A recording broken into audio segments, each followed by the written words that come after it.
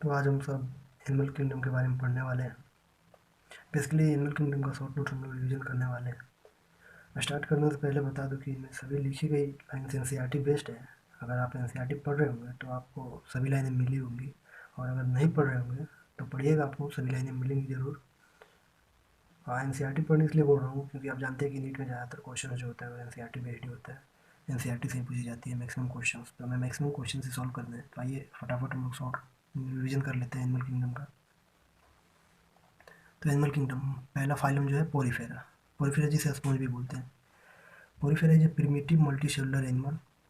और स्केलेटन जो होता है वो मेड अप ऑफ स्पाइक्यूल और spongin fibre. Sponges having water transport और वाटर कैनाल सिस्टम। ठीक है, बहुत इंपॉर्टेंट लाइन है। स्पॉन्जेज के पास वाटर ट्रांसपोर्ट सिस्टम और वाटर कैनाल सिस्टम होता है, लेकिन सेम मिलती जुलती लाइन आएगी इकाइनोडर्माटा के केस में। ठीक है, वहाँ पे वाटर वेस्कुलर सिस्टम होता है। तो याद करने वाली लाइन है। 3 स्टार है, 1 स्टार और बढ़ा देता हूँ। ठीक है, digestion is intracellular, that is inside the cell, cell के अंदर होगा। They are hermaphrodite. Fertilization is internal and development is indirect. Indirect development होता है किसमें? पोरीफेरा केस में।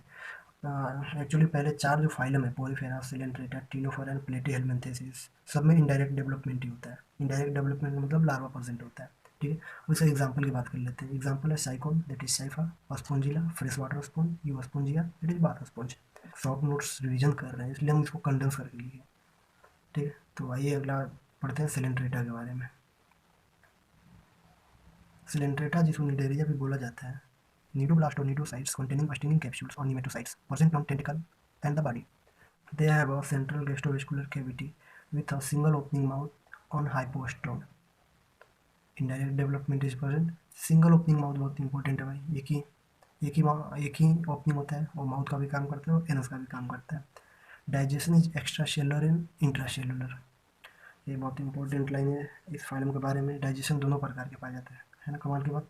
निडेरिया जो होता है 2 फॉर्म में पाया जाता है, पहला पॉलिप और दूसरा मेडूसा। तो पॉलिप का जो एग्जांपल है वो हाइड्रा, एडेम्सिया, और मेडूसा का एग्जांपल है ऑरेलिया और जेलीफिश। और खास बात होता है निडेरिया के इसमें अल्टरनेशन ऑफ जनरेशन, जिसे मेटाजेनेसिस भी बोलते हैं। उस निडेरिया क्या नाम है? ओबेलिया। ठीक है, बहुत इंपॉर्टेंट लाइन है भी, काफ़ी बार पूछा जा चुका है। का एग्जाम्पल हम लोग याद कर लेते हैं। फाइसेलिया। फाइसेलिया क्या बोलते हैं? Portuguese man of war. एडेम्सिया। एडेम्सिया क्या बोलते हैं? सी एनिमोन। हाइड्रा तो पहले देख ही लिए। पेनाटुला सी पेन, जॉर्जोनिया सी फैन, मैंड्रीना ब्रेन कोरल। ठीक है, और अगला अब आता है टिनोफोरा। टिनोफोरा के बारे में कौन कौन सी खास बातें हैं ये पढ़ते हैं। लोसो और कोलोब्लास्ट सेल प्रेजेंट।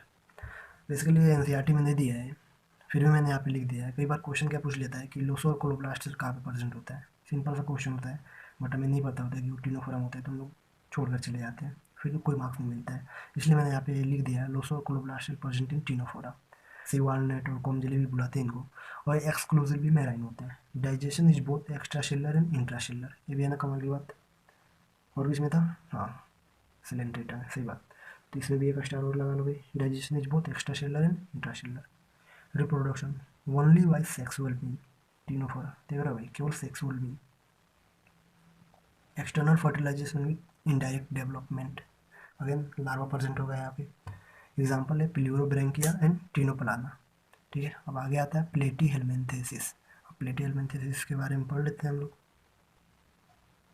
प्लेटी हेलमेंथेसिस जिसको फ्लैट वॉर्म भी बोलते हैं, मोस्टली इंडोपैरासाइट्स होता है, मतलब कि शरीर के अंदर होता है।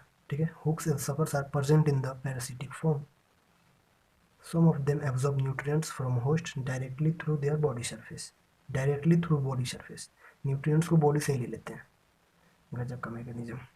A specialized cell called flame cell or solenocyte help in osmoregulation and excretion.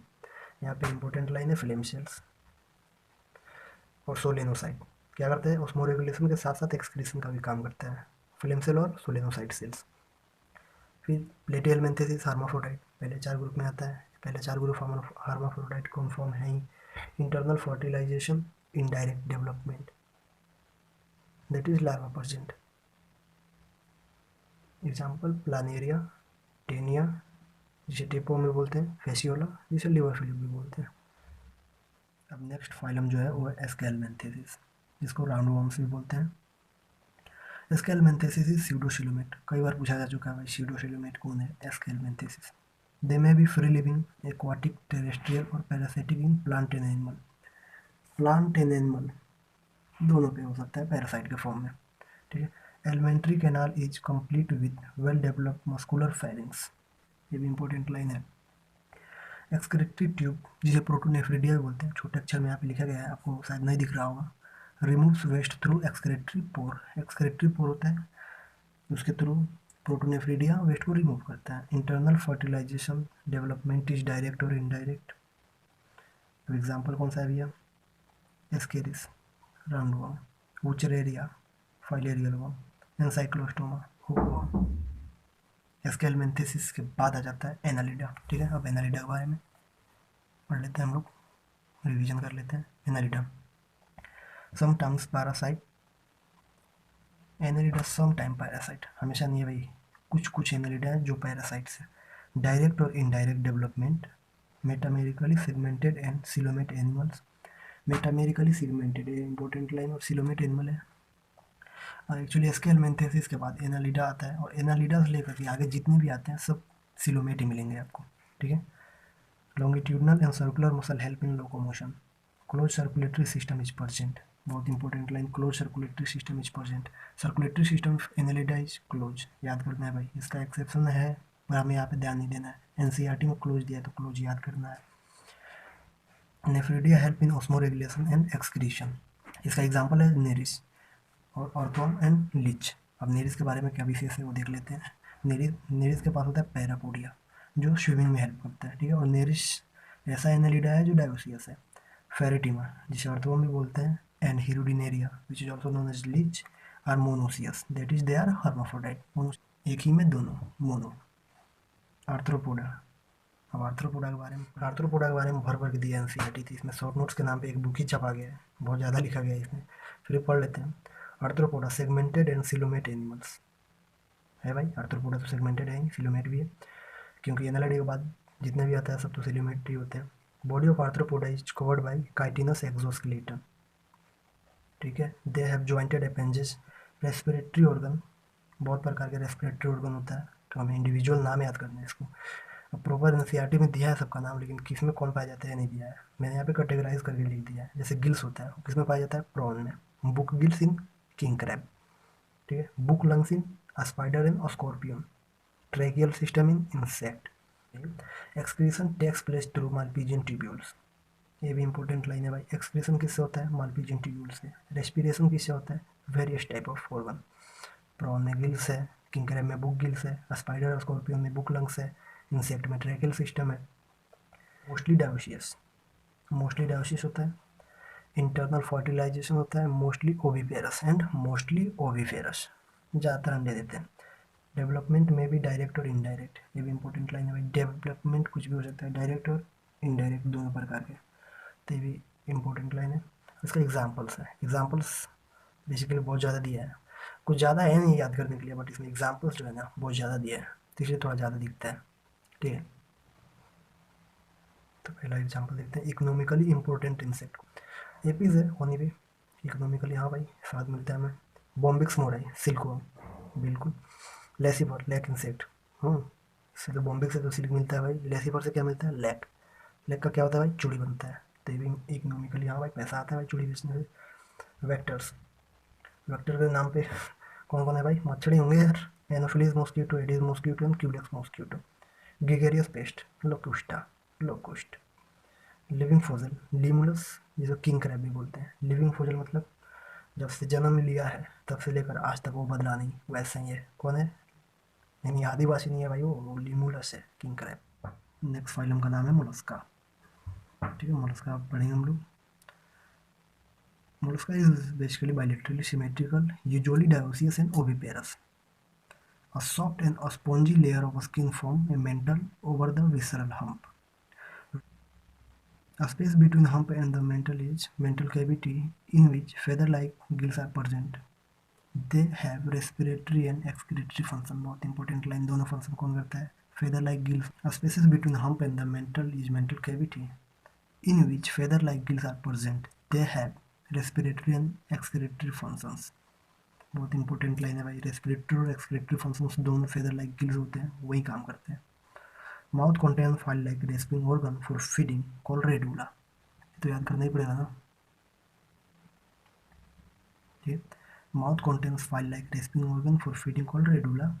Development is indirect, बहुत इंपॉर्टेंट लाइन है भाई। इनडायरेक्ट मतलब लार्वा प्रेजेंट होगा। इसका एग्जाम्पल कौन है? पाइला, जिसे एप्पल स्नेल बोलते हैं, पिंटाड़ा, पोर्लोस्टर भी बोलते हैं, और sepia cuttlefish, loligo, squid, octopus, devilfish, aplysia, sea hare, dentalium, tusk shell, chaetopleura, chiton. Sea hare कहाँ पे है? एपाइल्सिया मोलस्का क्लास में।